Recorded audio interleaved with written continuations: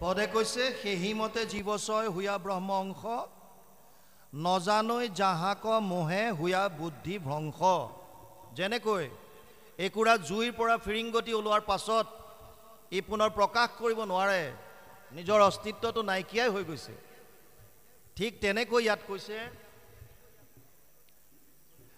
আমাৰ জীৱসমূহ প্ৰভু ভগৱন্তৰ পৰাই এবাৰ আহি শৰীৰ ধাৰণ কৰাৰ পাছত আমি তেওঁৰ কথা গম নাপাওঁ, বুদ্ধি ভ্ৰংশ হৈ যায়, আমাৰ সেই জ্ঞান নাথাকে, মই কোন মই পাহৰি গ'লোঁ। ইয়াত কৈছে তেন্তে নাৰায়ণ তত্ত্ব জানিবা নিপতি তাহান চৰণে মাত্ৰ কৰিও ভকতি। য'ৰ পৰা আমি আহিছোঁ, য'ৰ পৰা আমাৰ সৃষ্টি হৈছে, সেইজনেই নাৰায়ণ। এই তত্ত্বটো বুজা, আমি য'ৰ পৰা আহিলোঁ আৰু য'তেই গৈ আমাৰ পুনৰ আমি মিলন হৈ যাম। ইয়াত কৈছে চাৰি বেদ জাত হন্তে হুয়া আছে জাত তথাপি নপাৰে তাক কৰিবে সাক্ষাৎ। প্ৰকাৰেষে কহে বেদে মায়াক নিষেধি ব্ৰহ্মবিনে জানিবা মায়াৰ নাহি সিদ্ধি। যদিও চাৰি বেদ জগত সংহৰি সুতি আছা নাৰায়ণ, প্ৰথম নিশ্বাসে বাজ ভৈলা বেদগণ। বেদস্তুতিত গুৰুজনাই লিখিছে কীৰ্তনত, জগত সংহাৰ কৰি প্ৰভু ভগৱন্ত নাৰায়ণ যেতিয়া শয়নত আছে, তেওঁৰ নিশ্বাসত বেদ বাজ হৈছে। যিজনৰ পৰা সেই জ্ঞান ওলাই আহিল, এই জ্ঞানেই ভগৱানৰ আচল নিৰূপণ কৰিব নোৱাৰে। বেদে তেওঁৰ সম্পূৰ্ণৰূপে তেওঁৰ কথাটো প্ৰকাশ কৰিব পৰা নাই। গতিকে আমি জীৱবিলাকৰ কি ক্ষমতা আছে? ইয়াত কৈছে প্ৰকাৰেষে কহে বেদে মায়াক নিষেধি ব্ৰহ্মবিনে জানিবা মায়াৰ নাহি সিদ্ধি।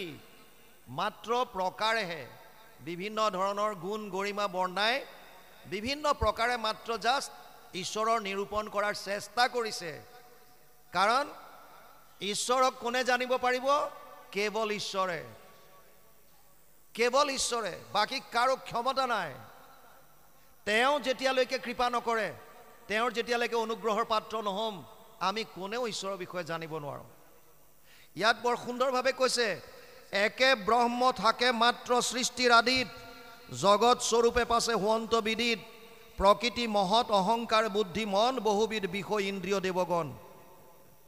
যিটো চতুশ্লোকী ভাগৱত প্ৰথম শ্লোকটোতে ব্ৰহ্মাক তেওঁৰ এই অস্তিত্বৰ বিষয়ে কৈছিল যে মই কোন, অহমে বা সময় অগ্ৰে না ন্যৎ যদ অসৎ পৰম পশ্চাদহম যদেত্তচ্চ যো অৱশিষ্যতে সোস্ময়হম।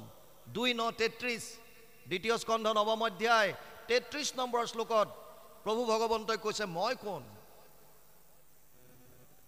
জগতৰ পূৰ্বে মই আছোঁ। প্ৰথমতে ইয়াত গুৰুজনাই বৰ সুন্দৰভাৱে লিখি থৈ গৈছে, মই পূৰ্বত আছিলোঁ, মই মধ্যত থাকিম আৰু শেষতো ময়ে থাকিম। ইয়াতো সেইটোৱে কৈছে একে ব্ৰহ্ম থাকে মাত্ৰ সৃষ্টিৰ আদিত। এই জগত যেতিয়া সৃষ্টি হোৱা নাছিল, তেতিয়াও যিটো সত্য আছিল, জগত স্বৰূপে পাছে হুৱন্ত বিদিত, যেতিয়া তেওঁ সৃষ্টি কৰিবলৈ মন গ'ল, তেতিয়া তেওঁ যোগময়াৰ সহায়ত 3টা গুণৰ দ্বাৰা বিক্ষোভিত হৈ মহতত্ব, তাৰ পৰা অহংকাৰ, তাৰপিছত 24 তত্ত্বৰ সৃষ্টিৰ দ্বাৰা এই সংসাৰখন সৃজন কৰিলে। কেনেকৈ? প্ৰকৃতি মহৎ অহংকাৰ বুদ্ধি মন বহুবিধ বিষয় ইন্দ্ৰিয় দেৱগণ। তাৰ পাছত সমস্ত স্বৰূপ কৰা ব্ৰহ্মেশে প্ৰকাশ সমস্ততে যিটো কৰি আচন্ত নিবাস। যত দেখা যত শুনা ভূত ভৱিষ্যত স্থাৱৰ জংগময়িটো সমস্তে জগত কৃষ্ণ ব্যতিৰেকে একো বস্তু নাহি জানা সমস্তে জগত কৃষ্ণ হেন মনে মানা। এনেকুৱা একো বস্তু নাই যিটো কৃষ্ণ নহয়।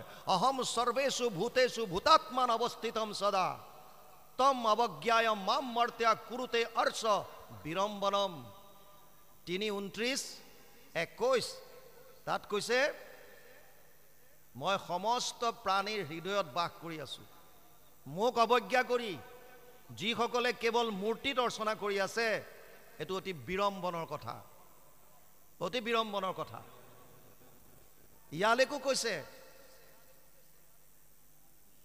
যো মাম সৰ্বভূতেষু সন্তম আত্মানম ঈশ্বৰম হিত্বাৰ্ষ ভজন্তে মৌৰ্যাত। তেওঁলোকে ভস্মান্যেব জুহতিছ, যেনেকৈ ভস্মত আহুতি দিয়ে, মই সমস্ত ভূতত বিৰাজমান হৈ আছোঁ বুলি জনাৰ পাছতো যিসকলে মূৰ্তিত জ্বৰ বস্তু এটাত অৰ্চনা কৰিছে তেওঁলোকৰ বাবে যেনেকৈ ভস্মত আহুতি দিয়ে, ছাইত আহুতি দিয়াৰ নিচিনা কথা বুলি ৩য় স্কন্ধৰ ২৯ নম্বৰ অধ্যায় ২২ নম্বৰ শ্লোকত লিখিছে। ইয়াত বৰ সুন্দৰভাৱে সেই কথাখিনি কৈছে, সমস্ত স্বৰূপ কৰা ব্ৰহ্মেহে প্ৰকাশ। যিমান আমি দেখা পাইছোঁ চব ব্ৰহ্ম। সেইকাৰণে গুৰুজনাই কি লিখিছিল, সমস্ত ভূতত ব্যাপী আছো মই হৰি, সবাকো মানিবা তুমি বিষ্ণু বুদ্ধি কৰি। ভগৱান কৃষ্ণই উদ্ধৱক কৈছে, মই সকলো জীৱত বিৰাজমান হৈ আছোঁ, আৰু সেইকাৰণে সমস্ত ভূতত বিষ্ণু বুদ্ধি নুহি যাবে, কায়ো মনো বাক্যে অভ্যাসী বা এহি ভাবে। যেতিয়ালৈকে ভাৱটো নাহে তেতিয়ালৈকে অভ্যাস কৰিবলৈ কৈছে। কেতিয়ালৈকে? যেতিয়া আমাৰ এটা ভাৱ আহিব, কুকুৰৰ শৃগাল গৰ্দৰ ভৰো আত্মাৰাম, জানিয়া সবাকো পৰি কৰিব প্ৰণাম। এই অৱস্থাটো পোৱালৈকে, যেতিয়া আমাৰ দৃষ্টিত সমস্ত প্ৰাণী আমি ভগৱান মই দেখা পাব পাৰিম, যেতিয়া কাৰো প্ৰতি আমাৰ মনত ঈৰ্ষা দ্বেষ নাথাকিব, আমি দেখাজনৰ প্ৰতিয়ে যদি মনৰ ঈৰ্ষা থাকে দ্বেষ থাকে, তেতিয়া নেদেখাজনক কেনেকৈ ভাল পাব পাৰিম? দেখি থকা জীৱ জন্তুৰ প্ৰতি আমাৰ মৰম নাই, প্ৰকৃতিখনৰ প্ৰতি মৰম নাই, কাটি মেলি ধ্বংস কৰি দিছোঁ, আৰু নেদেখাজনক আমি আৰাধনা কৰি আছোঁ। ভগৱানে কৈছে, মোক বেলেগে আৰাধনা নকৰিলেও হ'ব, যিখিনি সমস্ত প্ৰাণী আছে সেইখিনিতে মই বিৰাজমান হৈ আছোঁ। অহম সৰ্বেষু ভূতেষু ভূতাত্মান অৱস্থিতম সদা। প্ৰত্যেক জীৱৰ শৰীৰত মই বিৰাজমান হৈ আছোঁ। গতিকে এই চৈতন্য যিটো শক্তি, তেওঁক তোমালোকে অৰ্চন কৰা। সেইকাৰণে আমাৰ ভকতৰ সেৱা কৰিবলৈ কয়, প্ৰত্যেকটো জীৱৰ প্ৰতি কুকুৰৰ শৃগাল গৰ্দৰ ভৰো আত্মাৰাম, জানিয়া সবাকো পৰি কৰিবা প্ৰণাম বুলি গুৰুজনাই লিখিছে। প্ৰত্যেক জীৱৰ প্ৰতি। ইয়াত কৈছে এতিয়া, সমস্ত স্বৰূপ কৰা ব্ৰহ্মেহে প্ৰকাশ, সমস্ততে যিটো কৰি আচন্ত নিবাস, তেহেন তেখে নাৰায়ণ জানিবা নৃপতি, তাহান চৰণ সেৱা বিনে নাহি গতি। সেইজন ঈশ্বৰৰ চৰণ সেৱা বিনে আমাৰ গতি নাই। অৰ্জুনক কৈছে, হে অৰ্জুন, শংকা নকৰিবি, মত্ত পৰম তৰম নান্যত কিঞ্চিদ অস্তি ধনঞ্জয়, মই সৰ্বমিদম প্ৰোতম সূত্ৰে মণিগণায়ব। ৭ম অধ্যায় ৭ নম্বৰ শ্লোক গীতা। হে অৰ্জুন, মোতকে আৰু শ্ৰেষ্ঠ কোনো দেৱতা নাই, ময়ে শ্ৰেষ্ঠ। যেনেকৈ এধাৰী মালাত সূতাডালত মণিবিলাক যেনেকৈ গাঁঠি থোৱা থাকে, তেনেকৈ সমস্ত জীৱৰাশি মোৰ লগত এধাৰী মালাত যেনেকৈ গাঁঠি থোৱা আছে, তেনেকৈ গাঁঠি থোৱা আছে। অৰ্জুনক ঘোষণা কৰি থৈ গৈছে। অৰ্জুন কোন? আৰ্যমেৱ চ অৰ্জুন, সৰল অন্তৰৰ যোন আছে সেইজনেই অৰ্জুন। আমাৰ অন্তৰখন কেৱল সৰল কৰিব লাগে, মনৰ পৰা কাম ক্ৰোধ লোভ মোহ এইবিলাক আমি নাইকিয়া কৰিব লাগে, আৰু তেতিয়া প্ৰভু ভগৱন্তক আমি দৰ্শন পাম, তেওঁৰ উপদেশবিলাক হৃদয়তে আমি উপলব্ধি কৰিব পাৰিম। সেইকাৰণে আমাক গুৰুজনাই বাৰে বাৰে শ্ৰৱণ কৰিবলৈ দিছে, কীৰ্তন কৰিবলৈ দিছে। বাৰে বাৰে শুনা, বাৰে বাৰে শ্ৰৱণ কৰা, বাৰে বাৰে কীৰ্তন কৰা। কি হ'ব তেতিয়া? মনৰ পৰা দুৰ্বাসনাবিলাক আঁতৰ হ'ব। এই যে অনুষ্ঠান, ভগৱানক পাবলৈ নহয়, এই অনুষ্ঠানৰ মূল লক্ষ্য এটা, মনৰ ভাৱবিলাক শুদ্ধ কৰিব লাগিব। যিমান শ্ৰৱণ কৰিম, যিমান কীৰ্তন কৰিম, সিমান মনৰ ভাৱ শুদ্ধ হ'ব। ইয়াত সেইকাৰণে বৰ সুন্দৰভাৱে কৈছে, তেহেন তেখে নাৰায়ণ জানিবা নিপতি, তাহান চৰণ সেৱা বিনে নাহি গতি। সেইজন নাৰায়ণৰ চৰণ সেৱাৰ বিনে আমাৰ গতি নাই। কলৌ দোষনিধে ৰাজন অস্তিহি এক মহান গুণ, কীৰ্তনা দেৱ কৃষ্ণস্য মুক্ত সংগ পৰম ব্ৰজেত।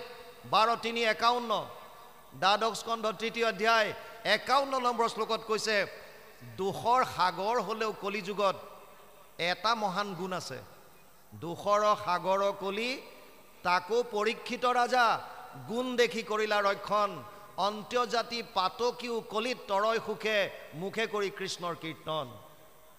কিমান মহান কথা লিখি থৈ গৈছে। যদিও দোষৰ সাগৰ কলি, ইয়াত এটা মহান গুণ আছে। ইয়াত কেৱল কৃষ্ণৰ আমি লীলাসমূহ শ্ৰৱণ কীৰ্তন কৰিব লাগে, বছ, তাতে আমি পৰম গতি লাভ কৰিব পাৰিম। সেইকাৰণে ইয়াত লিখিলে যে সেইজনে নাৰায়ণ, আৰু তাহান চৰণ সেৱা বিনে নাহি গতি। পদে কৈছে, নাহি ক্ষয় বৃদ্ধি যিটো জন্ম কৰ্মেহীন, সমস্ততে সাক্ষী ৰূপে আছা উদাসীন, যাৰ কোনো ক্ষয় নাই, যাৰ বৃদ্ধি নাই, যিজন অজ, যাৰ কোনো জন্ম নাই, তথাপিও অৱতাৰ ধৰে। যিজন প্ৰভু ভগৱন্তৰ জন্ম নাই তথাপিও অৱতাৰ ধৰে। কিয়? ভকতৰ কাৰণে, কেৱল ভকতৰ কাৰণে। অজু অপিশন অব্যয়ী আত্মা ভূতানাম ঈশ্বৰ অপিশন। মোৰ জন্ম নাই, মই অব্যয়, মোৰ কোনো ক্ষয় নাই, তথাপিও মই যেতিয়াই ভকতৰ যেতিয়া দৰকাৰ হ'বলগীয়া হয়, ভকতৰ প্ৰয়োজন যেতিয়া আহি পৰে, কিয়? পৰিত্ৰাণায় সাধূনাম বিনাশায় চ দুষ্কৃতাম ধৰ্ম সংস্থাপনাर्थाय সম্ভৱামি যুগে যুগে। 4ৰ্থ অধ্যায় 8 নম্বৰ শ্লোক। গীতাত কৈছে মই তেতিয়া অৱতাৰ ধৰোঁ, 3টা মূল কাৰণ। কি? পৰিত্ৰাণায় সাধূনাম, ভকতসকলক ৰক্ষা কৰিবৰ কাৰণে। বিনাশায় চ দুষ্কৃতাম, দুষ্কৃতিকাৰীক নাশ কৰিবৰ কাৰণে। আৰু ধৰ্ম সংস্থাপনাर्थाय, ধৰ্ম পুনৰ স্থাপন কৰিবৰ কাৰণে। তেতিয়াহে মই প্ৰকট হওঁ, তেতিয়া মই অৱতাৰ লওঁ। নহ'লে মোৰ কোনো ক্ষয় নাই, মোৰ বৃদ্ধি নাই, মই অজ, মোৰ কোনো জন্ম নাই। নাহি ক্ষয় বৃদ্ধি যিটো জন্ম কৰ্মহীন, সমস্ততে সাক্ষী ৰূপে আছা উদাসীন। যদিও সমস্ততে সাক্ষী ৰূপে আছে, কিন্তু তেওঁ উদাসীন। সমূহম সৰ্বভূতেষু নামে দেশ অস্তি না প্ৰিয়। 9ম অধ্যায় 29 নম্বৰ শ্লোক। হে অৰ্জুন, মই সমস্তৰ কাৰণে সমান, মোৰ কাৰণে কোনো দ্বেষ নাই কাৰো প্ৰতি, কোনোজন মোৰ অতিকৈ প্ৰিয় নহয়, চবৰ কাৰণে সমান। কিন্তু যিসকল মোৰ ভকত, মই তেওঁৰ কাৰণে অকণমান হ'লেও পক্ষপাতি নকৰা নহয়, ভকতৰ মই অধীন। ইয়াত কৈছে যদ্যপি থাকন্ত ইটো জগত ব্যাপী, নচুৱে দেহৰ দোষে তাহাংক তথাপি। যদিও আমাৰ শৰীৰতে বিৰাজমান হৈ আছে, কিন্তু আমাৰ শৰীৰৰ দেহৰ দ্বাৰা, আমাৰ এই দেহটোৰ দ্বাৰা কৰা দোষবিলাকে তেওঁক চুব নোৱাৰে। এক বৃক্ষে দুই পক্ষী, ৰূপে দুইকো সম দেখি, দুইৰো দুইৰ সখা নিৰন্তৰ। এক বৃক্ষে ফল খায়, তভু নিতে শুকাই যায়, যিটো নাখায় সিটো গুণে বৰ। একেটা শৰীৰতে দুটা চৰাই আছে বুলি কৈছে, দেখাত দুইটা একেই বুলি কৈছে। কোন এই দুটা? এটা হৈছে আত্মা, আনটো হৈছে পৰমাত্মা। এটাই ফল ভোগ কৰে, কিন্তু দিনে দিনে শুকাই যায়। কোনটোৱে? আত্মাই। কৰ্মফল, যেনে কৰ্ম তেনে ফল। কিন্তু পৰমাত্মা যদিও শৰীৰতে থাকে, তেওঁ সেই ফল ভোগ নকৰে। ইয়াত সেইকাৰণে কৈছে উদাসীনভাৱে আছে। সমস্ত জীৱতে সাক্ষী ৰূপে যদিও আছে, তথাপিও তেওঁ উদাসীন। যদ্যপি থাকন্ত ইটো জগত ব্যাপী, নচুৱে দেহৰ দোষে তাহাংক তথাপি। জ্ঞান মাত্ৰ ৰূপে নিত্য নিৰঞ্জন কায়, থাকা সৰ্বকালে সৰ্বদেশে সৰ্বঠাই। সৰ্বত্ৰে সৰ্বদা বিৰাজমান হৈ আছে, সকলোতে তেওঁ বিৰাজমান হৈ আছে। অহম সৰ্বেষু ভূতেষু ভূতাত্মা নাম অৱস্থিত সদা। মই সকলোতে আছোঁ, সকলো সমস্ত ভূতত বিৰাজমান হৈ আছোঁ। তাৰ পাছত কৈছে ইন্দ্ৰিয়েষে কৰে তাংক বিবিধ ভাৱনা, যেন এক প্ৰাণ তাৰ অনেক কল্পনা। যদি তেওঁ এক, তেতিয়াহ'লে বেলেগ বেলেগ ধৰণে আমাৰ ভাৱ কেনেকৈ হয়? ইন্দ্ৰিয়বিলাকৰ কাৰণে। যেনেকৈ বেদে এটা সত্য কৈছিল, বিপ্ৰসকলে বিভিন্ন ধৰণে ভাগ কৰি দিলে। একম সৎ বিপ্ৰ বহুধা বদন্তি। যেনেকৈ এটা সত্যক ভগৱান কৃষ্ণক বেদে কৈছিলে আৰু সেইটোকে বিভিন্ন ধৰণে কৰি দিলে, ঠিক তেনেকৈ পৰমাত্মাকো আমাৰ ইন্দ্ৰিয়বিলাকে বিভিন্ন ধৰণে কল্পনা কৰিছে। যাৰ যেনেকুৱা যিমানটো সীমাবদ্ধতা, বেদৰ সত্যটো ঋষিসকলে বেলেগ বেলেগ ধৰণে প্ৰকাশ কৰিছে। কেনেকৈ? যাৰ যেনেকুৱা মতি। 3টা গুণৰ দ্বাৰা আমি প্ৰভাৱিত হওঁ। সত্যম ৰজস্তম ইতি গুণ প্ৰকৃতি সম্ভৱা, নিবধ্নন্তি মহাবাহু দেহে দেহিনাম অব্যয়ম। 4ৰ্থ অধ্যায় 5 নম্বৰ শ্লোক গীতা। হে অৰ্জুন, মোৰ 3টা গুণ আছে, সত্য, ৰজ আৰু তম। এই 3টা গুণৰ দ্বাৰা এই সমস্ত জীৱ প্ৰভাৱিত হৈ আছে। এই দেহাটোক এই 3টা গুণে বান্ধি ৰাখে আত্মাৰ লগত। যাৰ যেনেকুৱা ভাৱ তিনিটা গুণৰ দ্বাৰা হয়। সত্বগুণ বৃদ্ধি হ'লে সাত্বিক ভাৱ, ৰজোগুণ বৃদ্ধি হ'লে ৰাজসিক ভাৱ, তমোগুণ বৃদ্ধি হ'লে তামসিক ভাৱ। যেতিয়া সত্বগুণ বাঢ়িব, তত্ৰ সত্বম নিৰ্মলত্বাৎ প্ৰকাশক মনাময়ম সুখ সঙ্গেন বধ্নাতি জ্ঞান সঙ্গেন চানঘ। ৪ৰ্থ অধ্যায় ৬ নম্বৰ শ্লোক গীতা। এই অৰ্জুন, সত্বগুণ নিৰ্মল, প্ৰকাশময়, পোহৰ, ই জ্ঞান আৰু সুখৰ লগত আত্মাক বান্ধি ৰাখে। ৰজোগুণ, ৰজো ৰাগাত্মকম বৃদ্ধি, তৃষ্ণা সংগ সমুদ্ভৱন তন নিবধ্নন্তি কৌন্তেয় কৰ্ম সঙ্গেন দেহিনাম। ৪ৰ্থ অধ্যায় ৭ নম্বৰ শ্লোক গীতা। ৰজোগুণ সদায় ৰাজসিকীত তৃষ্ণাৰ প্ৰতি আকৃষ্ট হয়, আৰু লাগে, ইটো লাগে, সিটো লাগে, নিজৰ যশস্যা বিচাৰে, নাম বিচাৰে, নেম এণ্ড ফেম এইবিলাক বিচাৰে। ৰজোগুণ বৃদ্ধি হ'লে জাক জমকতাবিলাক ভাল পায়। আৰু তমোগুণ, তমস্তু অজ্ঞানজম বৃদ্ধি মোহনম সৰ্বদেহিনাম প্ৰমাদ আলস্য নিদ্ৰাভি তৎতামসম উদাহৃতম। ৪ৰ্থ অধ্যায় ৮ নম্বৰ শ্লোক গীতা। তমোগুণক অজ্ঞানৰ লগত কৈছে। তমস্তু অজ্ঞানজম বৃদ্ধি, অজ্ঞান বুলি জান, আন্ধাৰ বুলি জান তমোগুণক। তমোগুণৰ তিনিটা মূল কৰ্ম আছে, এটা প্ৰমাদ, এটা আলস্য আৰু এটা নিদ্ৰা। প্ৰমাদৰ দৰে কাম কৰিব, উন্মত্তৰ দৰে কাম কৰিব, এলাহ ভাৱ আহিব মনলৈ, কৰিবলগীয়া কামবিলাক পিছলৈ থ'ব, আৰু কেৱল শুই থাকিবলৈ মন যাব তমোগুণ বৃদ্ধি হ'লে। যাৰ যেনেকুৱা গুণ বৃদ্ধি হৈ আছে তাৰ মনৰ ভাৱ তেনেকুৱা হয়। সত্বগুণ আহিলে ভাৱবিলাক সাত্বিক হ'ব, মানুহজন ধীৰস্থিৰ হ'ব, ঈশ্বৰমুখী হ'ব, জনকল্যাণ কৰিবলৈ মন যাব, জীৱ জন্তুৰ প্ৰতি কাৰো প্ৰতি বেয়া ভাৱ নাহিব।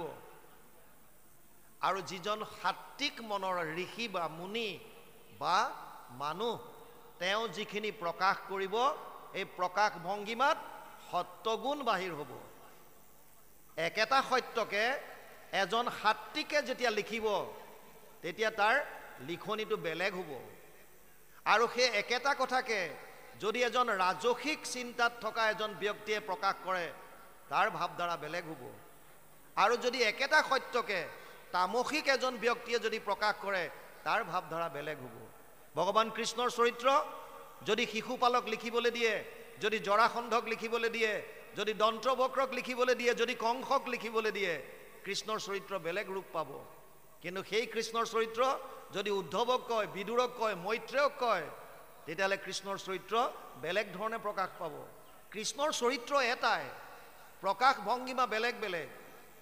ঠিক তেনেকৈ বেদৰ সত্য এটা, প্ৰকাশ ভংগীমা বেলেগ বেলেগ।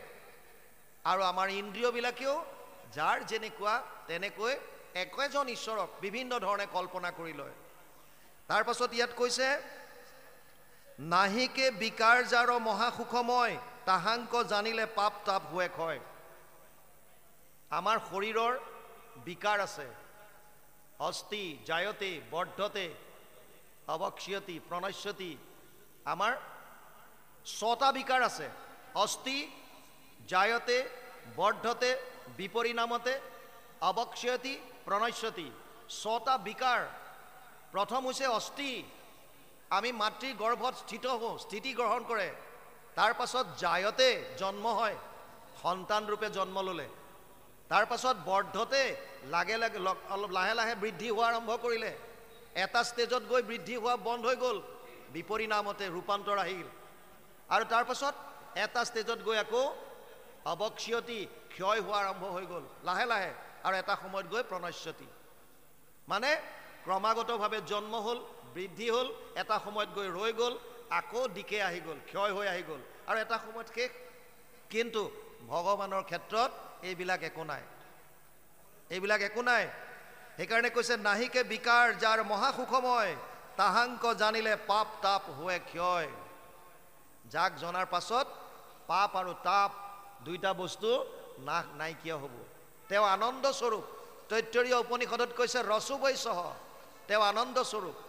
মহাভাৰতৰ উদ্যোগত কৃষ্ণ শব্দৰ অৰ্থই লিখিছে, কৃষি ভূবাচক শব্দ ন নিবৃত্তিবাচক দ্বয়োৰ একাত পৰম ব্ৰহ্ম কৃষ্ণ ইতি অভিধীয়তে।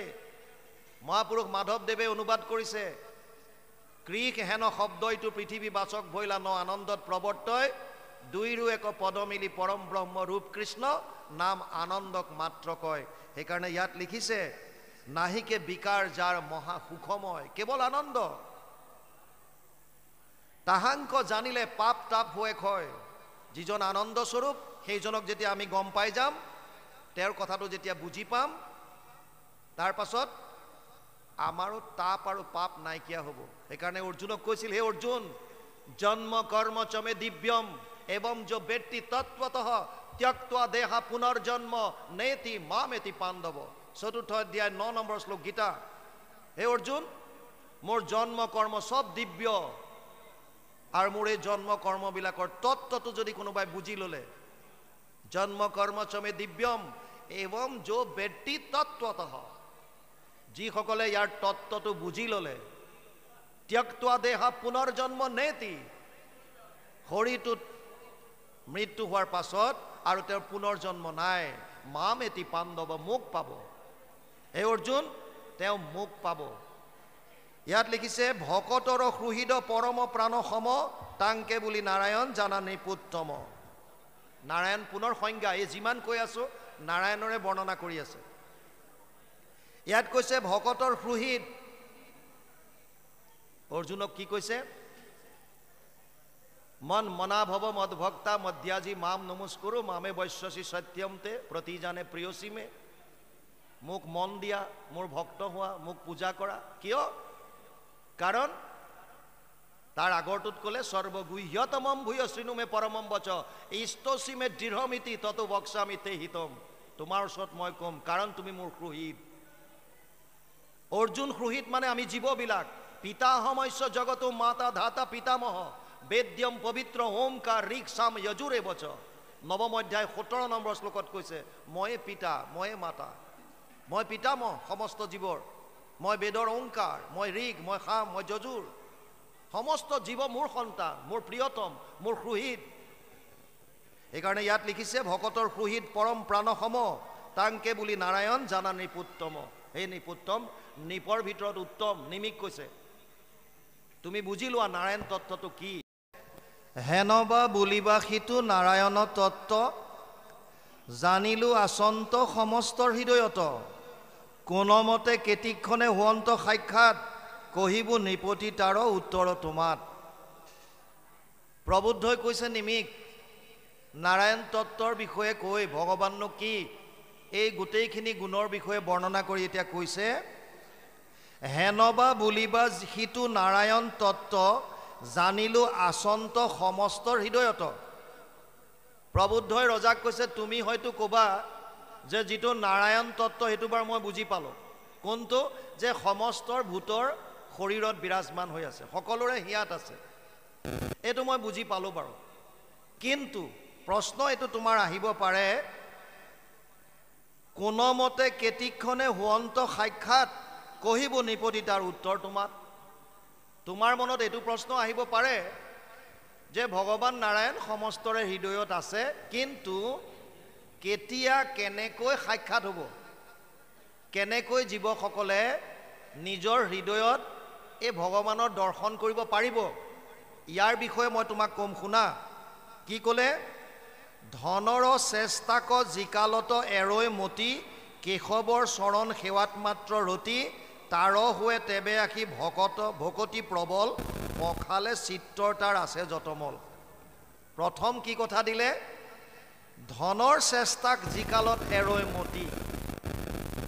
আমি 5টা বস্তুত সুখ আছে বুলি ভাবোঁ।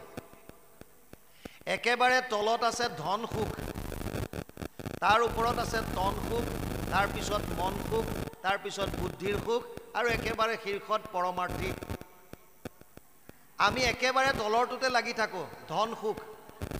তাৰ মানে আমাৰ মনত এটা ভাৱ যে ধন টকা পইচা এসোপা গোটাই ল'ব পাৰিলে আমি পৃথিৱীৰ আটাইতকৈ সুখী মানুহ হ'ব পাৰিম। সেইকাৰণে যাৰ ধন নাই তাৰ প্ৰায় মানুহখিনিয়ে নিজকে আটাইতকৈ দুখী বুলি ভাবে, কিন্তু তাৰ মাজতো ব্যতিক্ৰম আছে। যিসকলে তত্ত্বটো বুজি পালে যে আচলতে সুখ দুখৰ কাৰণ ধন নহয়, হ'বও নোৱাৰে। ধনটো আপোনাৰ সুখ দুখৰ কাৰণ হ'ব নোৱাৰে। এইকাৰণে ইয়াত বৰ সুন্দৰভাৱে দিছে, ধনৰ চেষ্টাক যিকালত এৰৈ মতি, যিটো সময়ত মানুহে এই ধনৰ, চাওক, পুৰুষৰ 4 পুৰুষাৰ্থত ধৰ্ম অৰ্থ কাম মোক্ষ 4টা বস্তু দিছে, যদিও ভাগৱত ধৰ্মই ধৰ্ম প্ৰয়োজিত কেতৱ বুলি কৈছে এই 4 পুৰুষাৰ্থৰ ওপৰত। 4 পুৰুষাৰ্থৰ কথাও যোনে কামনা নকৰে, কেৱল ভক্তি বিচাৰে, সেইসকলৰ কাৰণে বুলি কৈছে। তথাপিও মানুহৰ জীৱনত আমি 4 পুৰুষাৰ্থ কৰিব পাৰোঁ। তাৰ কাৰণে প্ৰথম দিছে ধৰ্ম, তাৰ পাছত আহিছে অৰ্থ, তাৰ পাছত দিছে কাম, তাৰ পাছতহে দিছে মোক্ষ। কিন্তু আমি কি কৰিলোঁ? ধৰ্মৰ কথাটো বাদ দিলোঁ আৰু মোক্ষৰ কথাটো বাদ দিলোঁ। এই মাজৰ দুটাত লাগি আছোঁ। টকা লাগে আৰু কামনা বাসনা পূৰ্ণ কৰিব লাগে, বছ দুটাই কাম। আৰু সেইকাৰণে আশা পাশা সতেৰ বদ্ধ কাম ক্ৰোধ পৰায়ণ ইহন্তে কাম ভোগাৰ্থম অন্যায়ন অৰ্থ সঞ্চয়। ষষ্ঠাদশ অধ্যায় 12 নম্বৰ শ্লোকত অৰ্জুনক কৈছে, হে অৰ্জুন, আশাৰ পাশত বন্দী হৈ মানুহে অন্যায়ৰ দ্বাৰা হ'লেও অৰ্থ সংগ্ৰহ কৰাত লাগিল। গতিকে আজিকালি আপোনালোকে দেখা পায়, অমুকত বোলে 1000 কোটিৰ কিবা স্কেম হ'ল, কলংক, অমুকত ইমান 1000 কোটি টকাৰ, ইমান 100 কোটি টকাৰ, বিভিন্ন ধৰণৰ খালি টকা পইচাৰ দুৰ্নীতি চলি আছে। কিয়? মানুহৰ মনত এইটো ভাৱ আছে যে ধন টকা পইচাই মোক সুখ দিব পাৰিব। এজন অতি ধনী মানুহ আছিল, ৰাতি টোপনি নাহে। চাওক, ধন টকা পইচা বৰ বেছি হৈ গ'লে এটা ঘটনা হৈ গৈ লাষ্টত, যদি তেওঁৰ আধ্যাত্মিকতা নাথাকে, ঈশ্বৰৰ প্ৰতি যদি ভক্তি নাথাকে, তেতিয়া টোপনিও কিনিবলগীয়া হয়। অৰ্থাৎ স্লিপিং টেবলেট খাই টোপনি আহে আৰু মোবাইলৰ এলাৰ্মত তেওঁ সাৰ পায়। স্লিপিং টেবলেট নেখালে টোপনি নাহে, লাগিলে 1 ফুট 2 ফুটি গাদী দি দিয়ক। স্লিপিং টেবলেট খাবলগীয়া হয় টোপনি আহিবৰ কাৰণে, আৰু সাৰ পাবৰ কাৰণে মোবাইলত এলাৰ্ম দিবলগীয়া হয়। এজন ধনী মানুহ আছিল, তেওঁৰ টোপনি নাহে, ৰাতি ৰুমটোৰ ভিতৰতে এনেই পকাই থাকে। এদিন তেওঁ হঠাৎ কাণত পৰিল, কোনোবা এজনে হৰি ভজন খুব সুন্দৰভাৱে গীত গাই আছে, ঈশ্বৰৰ নাম লৈ আছে। তেওঁ লাহে লাহে দুৱাৰখন খুলি ওলাই আহিল, আৰু ওলাই আহি পেলাই দেখিলে যে গেট খুলি পেলাই বাহিৰলৈ ওলাই দেখিলে যে তেওঁ ঘৰৰ সন্মুখতে ফুটপাথত এখন প্লাষ্টিক লগাই লৈ এজন বৈৰাগীয়ে টোকাৰীখন লৈ পেলাই বিৰাট আনন্দত ঈশ্বৰৰ নাম গাই আছে। বিৰাট আনন্দ। ভাবিছে ই এনেকৈ সুখত কিয় থাকিব পাৰিছে? ইয়াৰ আনন্দটো ক'ত? থাকিবলৈ ঘৰ নাই, পিন্ধিবলৈ কাপোৰ নাই, কি খাইছে তাৰ ঠিক নাই, অথচ ইমান আনন্দত আছে, গীত গাই আছে। কেনেকুৱা কথা এইটো? একো নকলে, মনে মনে গুচি গ'ল। ঈশ্বৰৰ নাম শুনিবলৈ আৰম্ভ কৰিলে। আৰু দ্বিতীয় দিনাও সেই নিশা যেতিয়াই টোপনি অহা নাই, ইফালে সিফালে ঘূৰিছে, কাণখন দিছে, সেইজনে গাইছেনে নাই। আৰু যেতিয়া গীত শুনা আৰম্ভ কৰিলে, তাৰ পাছত টোপনি অহা হ'ল মানুহজন। সদায় শোৱাৰ সময়ত এটাই ইনচাৰ্জ থাকে যে গীত গাইছেনে নাই। আৰু যেতিয়াই তেওঁ ঈশ্বৰৰ নাম লয়, ঈশ্বৰৰ নাম কাণত পৰাৰ লগে লগে মহাজনজনৰ টোপনি যাবলৈ ধৰিলে। এদিন তেওঁ ভাবিলে যে এইজনৰ কাৰণেহে মোৰ টোপনি অহা হৈছে, গতিকে এওঁক অকণমান মই কৃপা কৰিব লাগিব। সেইকাৰণে তেওঁ 10,000 টকাৰ এটা বাণ্ডল লৈ আহি তেওঁক দিলে আৰু ক'লে যে এইটো পইচা ৰাখা, তোমাৰ কাৰণে মই আজি কেইদিনমানৰ পৰা ভালকৈ শুব পৰা হৈছোঁ। আৰু সেই বুলি কৈ মহাজনজন গুচি গ'ল। পইচা দিয়া দিনাখন, সেইদিনাখন ৰাতি তেওঁ শুনিব বিচাৰিছে নাম, কিন্তু নাম নাই। সেইদিনা কোনো ঈশ্বৰৰ নাম নাইকিয়া হৈ গ'ল। কৃষ্ণ ভাবিছে এজনৰ আকৌ কি হ'ল। তেওঁ এখোজ দুখোজকৈ ওলাই আহিল আৰু আহি পেলাই দেখিছে যে সেইজনে নোটখিনি মেলি লৈ গন্তি কৰাত লাগিছে। গোটেইখিনি নোট সন্মুখত মেলি লৈ নোট ইটো সিটো চুই চাই, এবাৰ গন্তি কৰিছে, এবাৰ চুই চাইছে, বছ তেনেকৈ। মহাজনে ক'লে, ভাই কি হ'ল আজি, তোমাৰ যে গীত নাইকিয়া। সেইজনেও বুজি পালে আৰু ক'লে যে তোমাৰ এইবিলাকেই য'ত গোটৰ ঘাই হ'ল, গতিকে এইখিনি তুমি আকৌ লৈ যোৱা, কাইলৈ পৰা নিশ্চিন্ত থকা, পুনৰ আকৌ ঈশ্বৰৰ নাম শুনিবা। যেতিয়াই আমি ধনৰ চেষ্টাটো বাদ দিম, মনটো কেৱল ঈশ্বৰৰ চৰণত লগাম। যদি ধন আপুনি সংসাৰ চলাবৰ কাৰণে ধনৰ প্ৰয়োজন, তাৰ কাৰণে কি দিছে? 4 পুৰুষাৰ্থত প্ৰথমতে ধৰ্মক দিছে। সৎ পথৰে আপুনি ধন অৰ্জন কৰক, তাত কোনো আপত্তি নাই। সৎ পথত ধৰ্মৰ দ্বাৰা আপুনি ধন অৰ্জন কৰক, সেই অৰ্থৰ দ্বাৰা আপুনি কামনা বাসনা চৰিতাৰ্থ কৰক, আৰু তাৰ দ্বাৰা আপুনি মোক্ষ পাব। এই 4 পুৰুষাৰ্থৰ এটা ফৰ্মুলা দিছে। কিন্তু কেৱল ধন বুলি অন্যায়ৰ দ্বাৰা যেতিয়া আমি তাক আনিবলৈ চাম, তেতিয়া আমি ঈশ্বৰৰ পৰা বিদূৰ হৈ গৈ থাকিম। সেইকাৰণে প্ৰথম ইয়াত দিলে, ধনৰ চেষ্টাক জিকালত এৰৈ মতি, কেশৱৰ চৰণ সেৱাত মাত্ৰ ৰতি। আৰু দ্বিতীয়টো ইণ্টাৰেষ্টিং কাৰণ শুনক। মন হ'ল এটা, মন এটা, তত্ত্ব আছে দুটা, ভগৱান, মায়া। আমি হ'লো জীৱ। আপোনাৰ মনটো এতিয়া ক'ত দিব? আপুনি সংসাৰত দিব, মানে ধন টকা পইচাত, নে ভগৱানৰ চৰণত? মন এটা। গতিকে মনটো আপুনি ক'ত দিব, এইটোৱে ডাঙৰ কথা। মনটো ঈশ্বৰৰ চৰণত যদি লগাই থ'ব পাৰিলে, বাকী ইন্দ্ৰিয়ৰ দ্বাৰা আপুনি কৰ্ম কৰি থাকক, তেতিয়া কোনো আপত্তি নাই। কিন্তু মনটো পৰাপক্ষত ঈশ্বৰৰ চৰণত দিব লাগে। বহুতৰ মনত প্ৰশ্ন আহে যে এইটো সম্ভৱ নহয়। মনটো আমি ঈশ্বৰৰ চৰণত দি আমি কৰ্ম কৰিব নোৱাৰিম। পাৰিব। এগৰাকী আইৰ এটা সৰু চুচৰিব পৰা এটা সন্তান আছে। তেওঁৰ পানী গৰম কৰিছে, চোতালত এটা চৌকাত জুই জ্বলাই থৈছে, কেঁচুৱাটো এৰি দিছে, ইফালে গৈছে সিফালে চুচৰিছে, কেঁচুৱাটোৰ ওপৰত লক্ষ্য আছে। সেই সময়তে এজন ভকত আহিল। ভকতজনক বাহিৰতে চকী এখন পাৰি দিছে, আৰু ভকতজন বহিছে, ভকতৰ লগত আইগৰাকীয়ে কথা বতৰা পাতি আছে। কিন্তু মনটো ক'ত আছে? এই যে ল'ৰাটো এৰি দিছে, সি গৈ জুইত যাতে হাত নভৰায়, ই কোনফালে গ'ল, কি কৰিলে, মনটো অহৰহ ক'ত দি থৈছে? এই কণমানি সন্তানটোৰ ওপৰত। ই যাতে আগবাঢ়ি গৈ জুইত যাতে হাত নিদিয়ে, গৰম পানীত যাতে হাতটো নুসুমুৱায়। কথা পাতি আছে কিন্তু কাৰ লগত? বাপজনৰ লগত। মনটো আপুনি ঈশ্বৰৰ চৰণত দিয়ক, 10টা ইন্দ্ৰিয় আপুনি কৰ্মত লগাওক, কোনো আপত্তি নাই। ভগৱানে কৈছে, মই তোমালোকক 11টা ইন্দ্ৰিয় দিছোঁ, 5টা জ্ঞানেন্দ্ৰিয়, 5টা কৰ্মেন্দ্ৰিয়, মনসমে একাদশ। মোক মাত্ৰ এটা ইন্দ্ৰিয় দিয়া, সেইটো হৈছে মন। আমি উল্টাটো কৰোঁ, 10টা ইন্দ্ৰিয় ভগৱানক দি থওঁ। কেনেকৈ? নাম গাইছোঁ, শ্ৰৱণ কৰিছোঁ, কিন্তু মনটো সংসাৰত লগাই থওঁ। সেইকাৰণে নামৰ প্ৰভাৱ আমাৰ ওপৰত নপৰে, সেইকাৰণে শ্ৰৱণৰ প্ৰভাৱ আমাৰ ওপৰত নপৰে। কিয়? শ্ৰৱণ কৰিছোঁ, শৰীৰটো বহুৱাই থৈছোঁ, কাণেৰে শুনি আছোঁ, কিন্তু মনটো চৌদিশত ভ্ৰমণ কৰি ফুৰিছে। যেতিয়াই মনটো আমি লগাবলৈ চেষ্টা কৰিম, মনটো ঈশ্বৰৰ কামত, তেতিয়াই আপোনালোকে পৰম আনন্দ লাভ কৰিব। বহুত শুনাৰ প্ৰয়োজন নাই, অলপমানে শুনক। শ্লোকাৰ্ধম শ্লোকপদম শ্ৰীমদ ভাগৱত উদ্ভৱম, অলপমানো যদি শুনে, তাতেই আপোনালোকে পৰম আনন্দ লাভ কৰিব পাৰিব। কিন্তু মনটো দি মন দিব লাগিব। যি কি নহওক, মনটোৱে সদায় মায়াৰ ফালে টানিছে, কাৰণ তাৰ মূলটো হৈছে সংসাৰ। সেইকাৰণে প্ৰথমতে ইয়াত এতিয়া ক'লে প্ৰবুদ্ধই, ধনৰ চেষ্টাক আগতে এৰিব লাগিব। ধনৰ চেষ্টাক জিকালত এৰৈ মতি, কেশৱৰ চৰণ সেৱাত মাত্ৰ ৰতি। তাৰ হোৱে তেবে আশী ভকতি প্ৰবল, পখালে চিত্ৰৰ তাৰ আছে যত মল। ভক্তি বস্তু জাগ্ৰত হ'ব। এতিয়া প্ৰশ্ন আহিব পাৰে যে ভক্তি মানে কি? ভক্তি মানে, নাৰদে কৈছে, ভক্তি প্ৰেম স্বৰূপা। ভক্তি মানে প্ৰেম, ভাল পোৱা। আমাক কয় যে ভগৱানক ভক্তি কৰা। ভক্তি মানে কি কৰিব আপুনি? এটা প্ৰাৰ্থনা, গুৰু গৃহত সোমাই চাকি বন্তি জ্বলাই প্ৰাৰ্থনা এটা গোৱাটোৱে ভক্তি নে কি? ভাল পোৱা, প্ৰেম। প্ৰেম কৰিব লাগিব। কাক?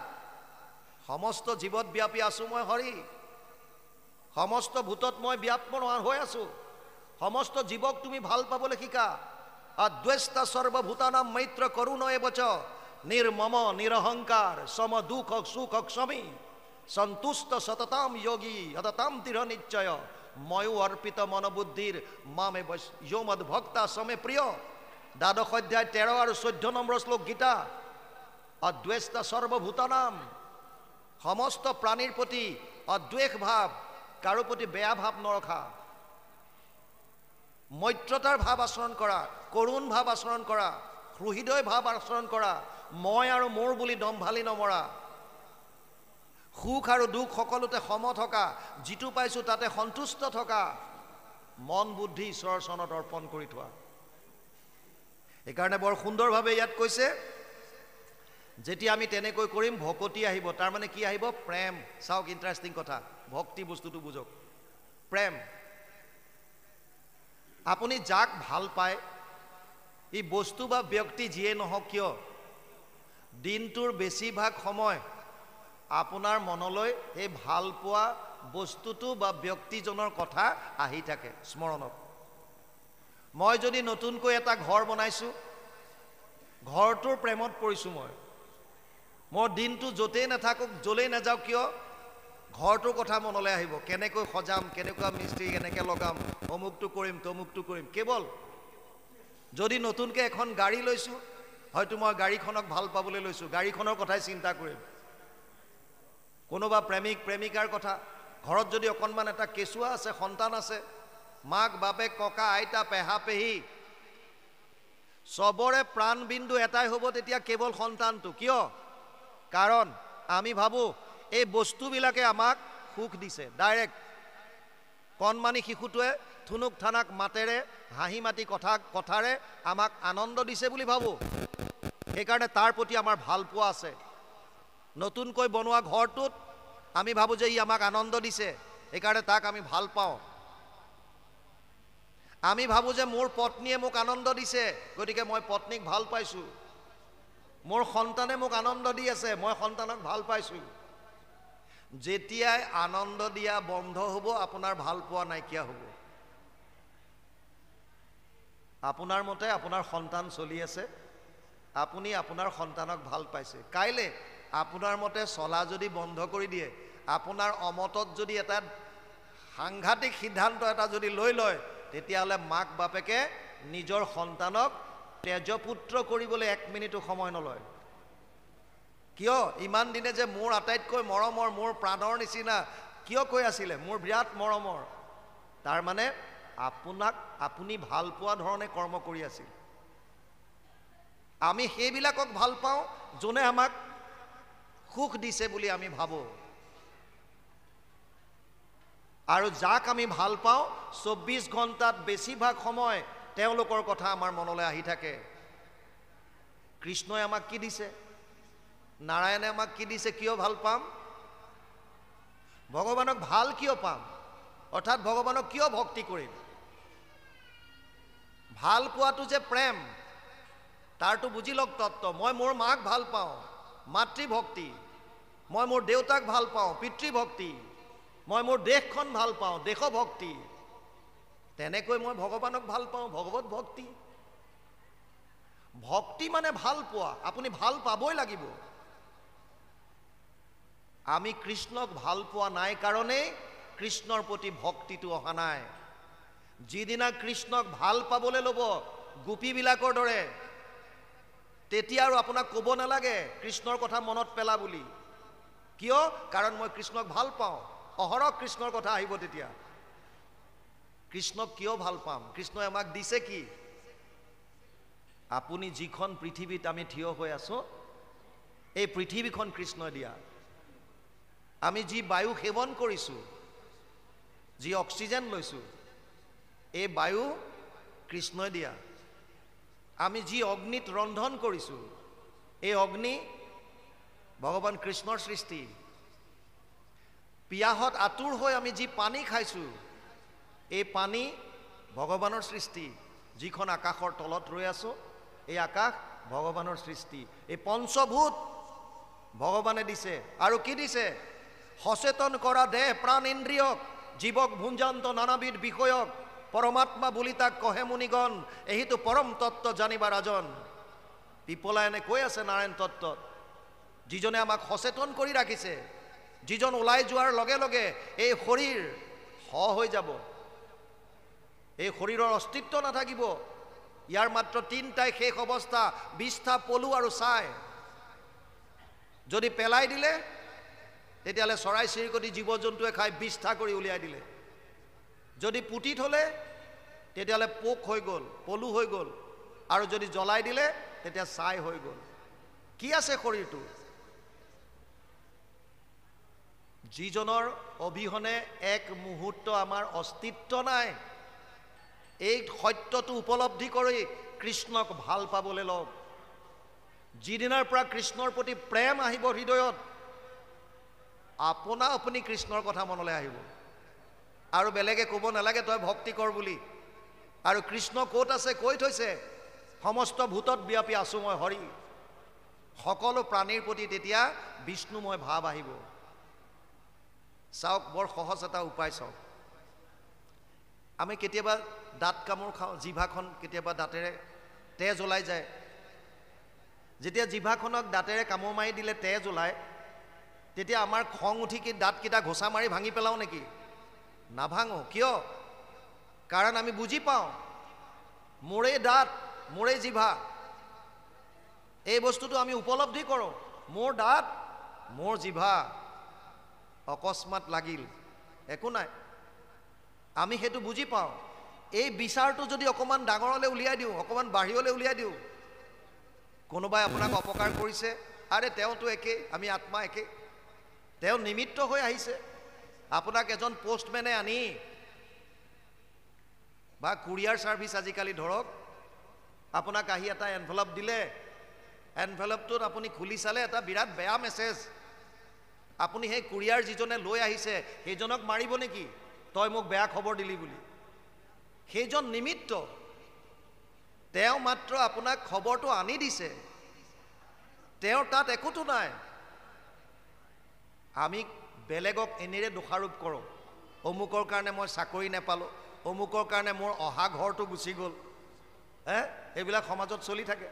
সি যদি নলগালেহেঁতেন, মোৰ নামটো যদি লিষ্টৰ পৰা নেকাটিলেহেঁতেন, তেতিয়াহ'লে মই অৰুণোদয়ত মোৰ নাম আজি থাকিলেহেঁতেন। এইবিলাক আমাৰ ভাৱ। আমি যিটো লৈ আহিছোঁ সেইটো পাব, কোনেও তাৰ পৰা কাটিব নোৱাৰে। এই সত্যটো আপোনালোকে উপলব্ধি কৰক। ইয়াত কৈছে বৰ সুন্দৰভাৱে, কেশৱ সেৱাৱে যেবে ধৌত ভৈল চিত্ত, হোৱে তেবে তাত আহি ঈশ্বৰ বিদিত। কৃষ্ণক কেনেকৈ সেৱা কৰিব এতিয়া?